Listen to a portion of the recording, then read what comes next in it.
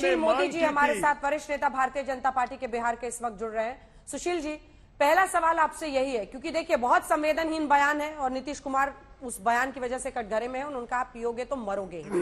लेकिन दूसरी तरफ क्या भारतीय जनता पार्टी इस ट्रेजेडी को, इस हादसे को राजनीतिक फायदे के लिए इस्तेमाल कर रही है? क्योंकि सर गुजरात में भी हुआ, शराबबंदी वाले अन्य राज्यों में भी होता है, लेकिन वहां पर जो सत्ता में होता है वो चुपचाप बैठा रह जाता है, तब कोई नेता नहीं निकलता उन परिवारों के हक की लड़ाई लड़ने के लिए, इसलिए ये आरोप लग रहा है दोनों पर। आपका जवाब सुशील जी। नहीं, देखिए, नीतीश जी ने जिस प्रकार का बयान दिया है, केवल इतना ही नहीं कहा उन्होंने कहा कि केवल पियोगे और मरोगे, इतना ही। इसका मतलब है कि 4 लाख लोग जिनको जेलों में भेजा गया उनको मर जाना चाहिए, पियोगे तो मरोगे। और अच्छा, किसको मालूम है कि जहरीली शराब पी रहा है? जो पीने वाला अवैध शराब को, उसको थोड़ी मालूम है कि वो जहरीली शराब पी रहा है। तो जहरीली शराब को रोकना, और देखिए गुजरात में या मध्य प्रदेश में कोई 1-2 घटना घटी होगी, लेकिन बिहार में कोई ऐसा महीना नहीं जब घटना नहीं घट रही है। और पिछले 6 वर्षों में 1000 से ज्यादा लोग जहरीली शराब पीने से मरे हैं। और फिर आंकड़ों को छिपाया जाता है, क्योंकि यहाँ पर शराबबंदी है, थाना वाला जो है उन परिवारों को तंग करता है, बोलो कि नहीं शराब पीने से मौत नहीं हुई है, फिर पुलिस रिपोर्ट नहीं देती है, लोग डर के मारे दूसरे स्मशान घाट में चले जाते हैं लाशों को जलाने के लिए, निजी क्लिनिक में चले जाते हैं, तो लोग डरे रहते हैं। और जो मर गए उनके बारे में इस प्रकार की संवेदनहीनता का वक्तव्य देना, ये क्या दर्शाता? फिर आप विधानसभा में क्या कर रहे हैं कि बर्बाद हो जाओगे। किसको कह रहे हैं नीतीश जी बर्बाद हो जाओगे? क्या बीजेपी को कोई बर्बाद कर सकता है? अरे याद रखिए नीतीश जी, बीजेपी को बर्बाद करने की धमकी देने वाले जो लोग हैं, उनकी पार्टी लुप्त हो जाएगी, विलीन हो जाएगी। उन नेताओं का पता भी नहीं चलेगा 5 साल के बाद, और धमकी दे रहे हैं कि बीजेपी समाप्त हो जाएगी। और देखिए अंजना जी, मैं एक बात स्पष्ट कर दूं, हम पहले भी शराबबंदी के पक्ष में थे बिहार में, आज भी पक्ष में हैं और कल भी पक्ष में रहेंगे। तो शराबबंदी ये नीतीश जी का निर्णय था, हमने साथ दिया। हम उस समय सत्ता पक्ष में नहीं थे, सत्ता पक्ष में राष्ट्रीय जनता दल था, हम तो विरोध में थे, फिर भी हम लोगों ने उसका साथ दिया। आज भी हम शराबबंदी के पक्ष में हैं, लेकिन शराबबंदी की जब समीक्षा की बात करते हैं तो इसका मतलब है इसकी इम्प्लीमेंटेशन में जो खामियां हैं, इसको दूर करने की जिम्मेवारी सरकार की है। आपने जागरूक क्यों नहीं किया? जब जनसंख्या नियंत्रण कानून की बात आती है तो मुख्यमंत्री कहते हैं कानून बनाने की जरूरत नहीं है, जागरूक करने की आवश्यकता है। तो आपने तो कानून बना दिया बिहार में शराबबंदी का, तो आपने जागरूक क्यों नहीं किया? क्या पीने वाले आदमी को मालूम था कि वो जहरीली शराब पी रहा है? अब फिर जो लोग मर गए उनके परिवार का क्या होगा, उसकी विधवा का क्या होगा, उस बच्चे का क्या होगा? ये सारे दलित, आदिवासी, पिछड़े समाज के लोग हैं, क्या इनको कोई मदद नहीं मिलनी चाहिए? क्या उनके कंट्रोल में था पीने वाला आदमी? उस औरत की बात मानता था क्या कि तुम मत पीना? कौन सी औरत चाहेगी कि उसका मर्द शराब पिए? लेकिन आप अगर इस प्रकार की जो संवेदनहीनता का परिचय देंगे तो ये बर्दाश्त के बाहर है। और देखिए, बीजेपी को आंख मत दिखाइए, आप बीजेपी पर गुराइए नहीं।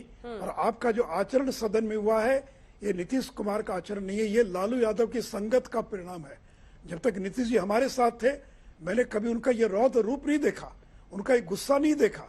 क्या विपक्ष को आईना दिखाने का अधिकार नहीं है?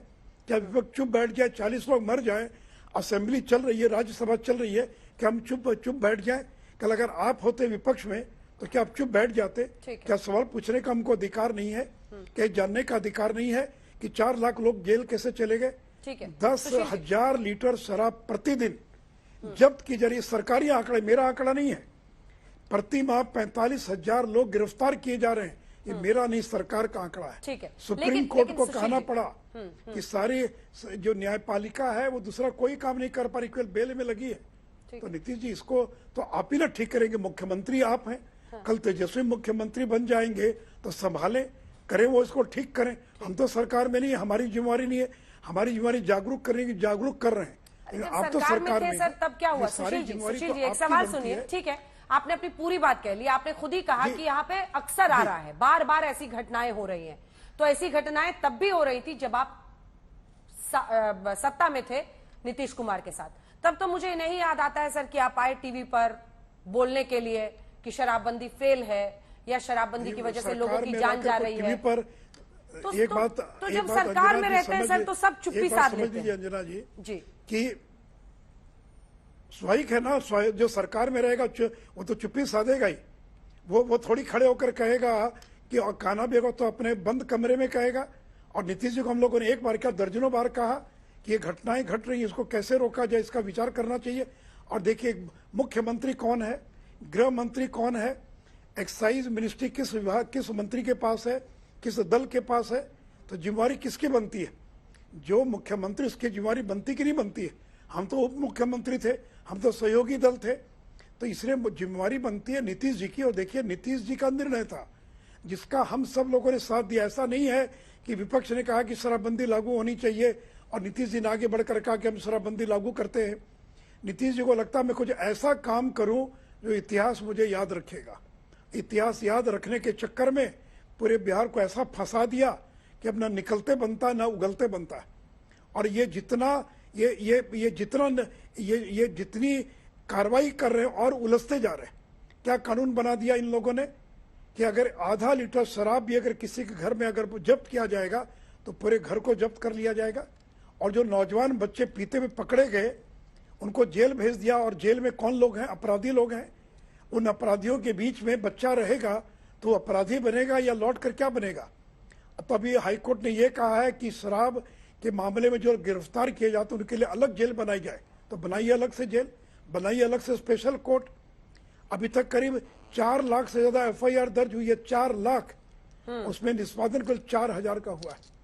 तो नीतीश जी ये आपका निर्णय था, हमने आपके निर्णय में आपका साथ दिया। ठीक। ये इस निर्णय को ठीक से क्रियान्वित करना ये आपकी जिम्मेवारी बनती है। बीजेपी इसमें पूरा आपका सहयोग करेगी। ठीक है, बहुत धन्यवाद आपका सुशील मोदी जी, पूर्व डेप्यूटी CM, वरिष्ठ नेता भारतीय जनता पार्टी के, हमारे साथ जुड़े हुए थे, जिन्होंने तमाम मुद्दों पर नीतीश कुमार के बारे में जो सबसे बड़ी लाइन शायद उनकी याद की जाएगी क्योंकि वो साथ में भी काम कर चुके हैं कि ऐसा रौद्र रूप हमने नीतीश कुमार का नहीं देखा है।